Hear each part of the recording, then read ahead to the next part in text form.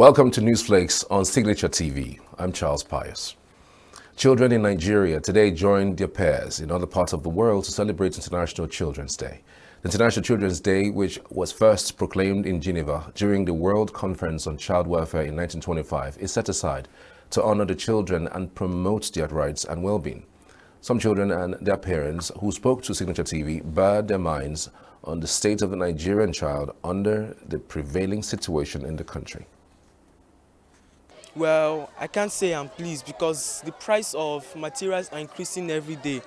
What I'm expecting for the government to fix all damaged roads and to decrease the prices of products so that it can be easy for other people to have access to them.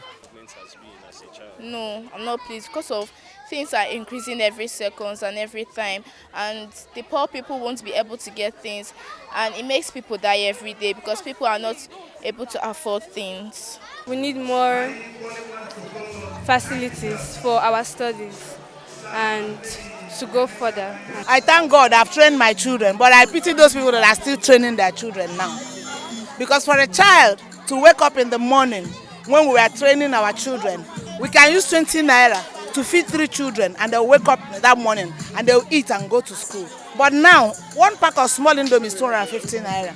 It hasn't been easy, but God has been faithful, because actually if I say I'm doing it according to maybe my doing, then I'm really not saying the truth. It's just God who has been faithful and creating means of survival for us all. Nonye Soludo, wife of the Anambra State Governor, has called for the improved welfare, love and kindness to children across the country as a way of giving them a sense of belonging and assurance that the future is bright for them. Soludo made the call during her visit to a motherless children's home, model community children's home in Oka on Sunday as part of this year's activities to mark Children's Day celebration. A non-governmental organization, the Anti-Kidnapping, Human Trafficking, Child Abuse and Drug Abuse Initiative, has called on the federal government to step up the fight to protect children's rights. The founder of the organization, Balonwu Ezenyachi, made the call in a statement in commemoration of the Children's Day celebration with the theme "For Every Child, Every Right" on Monday in Abuja. The Tinubu State Independent Electoral Commission, NSEC, has fixed October 5th, 2024 for elections into local government councils. A statement by the chairman, Professor Christian Ungu, advised registered political parties and the general public to obtain election guidelines and other details from the NSEC headquarters. The election, according to the statement, will be conducted to fill 17 chairmanship seats and 260 ward councillorship positions across the state. The Deputy Governor of Kano State, Aminu Gwarzo, on Monday tendered an unreserved apology to the National Security Advisor, NSA, Nuri Badru. Gwarzo had, in a brief video interview at the Emir's Palace in Gidan Rumfa on Saturday, accused the NSA of arranging the return of the deposed 15th Emir of Kano, Aminu Bayero, to Kano. Gwarzo made the apology while addressing newsmen at the government house in Kano on Monday morning. Governor Alex Oti of Abia State says there will be no division in Abia under his watch, as indigenous and non-indigenous residents in the state will be treated equally.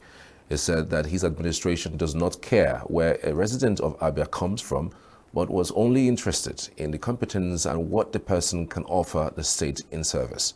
Oti stated this at the International Conference Center, ICC Umuahia, on Sunday during the Thanksgiving service to mark this 1 year in office. The federal government has announced the postponement of the inauguration and retreat for pro-chancellors, chairmen and members of the governing councils of the federal tertiary institutions. This is contained in a statement issued in Abuja on Monday by the Director, Press and Public Relations in the Ministry of Education, Mrs. Folashade Boriowo. Boriowo said the postponement was as a result of the presidential directive as conveyed by the State House press release dated May 23rd for a comprehensive review of the membership of the governing councils. The leaders of South Korea, China and Japan said on Monday that they have agreed to discuss speeding up talks for a trilateral free trade agreement. They also reaffirmed their commitments to keeping markets open and avoiding supply chain disruptions. South Korea, Japan and China held 16 rounds of official negotiations over a 3-way FTA after they first kicked off in 2012, but talks have been stalled since 2019. At least 8 people have died since severe storms and tornadoes swept through parts of northern Arkansas over the weekend. The storms brought widespread damage across the U.S. southern plains and Ozarks on late Saturday, killing at least 15 people and injuring over 100. Arkansas Governor Sarah Huckabee Sanders told media on Sunday evening that authorities are still in the process of accounting for residents in the storm-affected areas. And that's News Flakes this hour. I'm Charles Pius. Thanks for watching.